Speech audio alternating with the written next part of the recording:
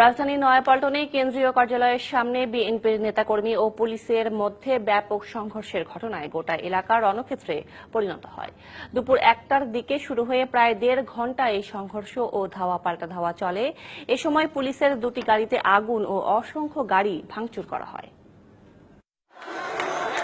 বিএনপির মনোনয়ন ফর্ম বিক্রির তৃতীয় দিনে এভাবেই দলের কেন্দ্রীয় কার্যালয়ের সামনে পুলিশের সঙ্গে সংঘর্ষে জড়িয়ে অগ্নিসংযোগ ও ভাঙচুর চালায় বিএনপি কর্মী সমর্থকেরা।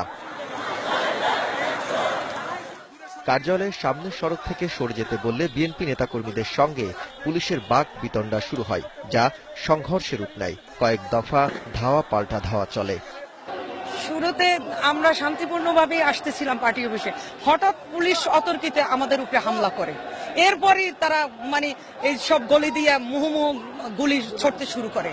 বিনা উস্কানিতে হঠাৎ করে পুলিশ পেছন থেকে আক্রমণ করছে, অতর্কিত হামলা, এবং আমাদের অনেক নেতাকর্মী আহত হয়েছে। খালেদা জিয়ার মুক্তির মিছিল ছিল শুধু, কিন্তু পুলিশ এই ঢেউয়ের উপরে শুধু বিনা উস্কানিতে আমাদের উপরে হামলা করে, আমাদের লোকজনের উপরে টিয়ার সেল মারে, অনেক লোকজন আহত হয়। পুলিশ জানায় বিনা উস্কানিতেই তাদের উপর হামলা চালায় বিএনপি নেতাকর্মীরা। অপ্রস্তুত অবস্থায় থাকার কারণে অনেক গাড়ি ভাঙচুর করে বিএনপি নেতাকর্মীরা। নমিনেশন পেপার তারা সাবমিট করতে কিন্তু আমরা সহযোগিতা করতেছিলাম।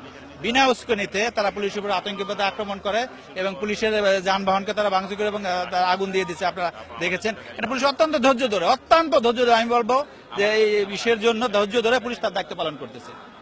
যারা যে কাজটা করছে বিনা উস্কানিতে আতঙ্কিতভাবে তারা পুলিশকে আক্রমণ করলো।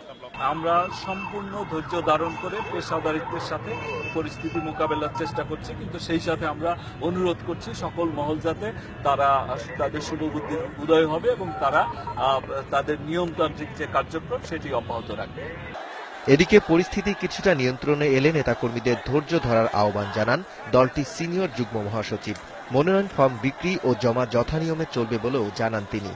তারা লাঠিচার্জ করলো, টিয়ার গ্যাস মেরে এই যে শান্তিপূর্ণ প্রাণের মেলা যেটা বসেছিল, সেই প্রাণের মেলার উপর তারা আঘাত করে তারাই অশান্তি সৃষ্টি করলো, কিন্তু আমরা অশান্তি করব না। সংঘর্ষ চলাকালে পুলিশের দুটি গাড়ি পুড়িয়ে দেওয়া হয় আর অনেক গাড়ি ভাঙচুর করা হয়। এ সময় ক্ষতিগ্রস্ত হয় ডিবিসি নিউজের একটি camera. Daud Khan, DBC news, Dhaka.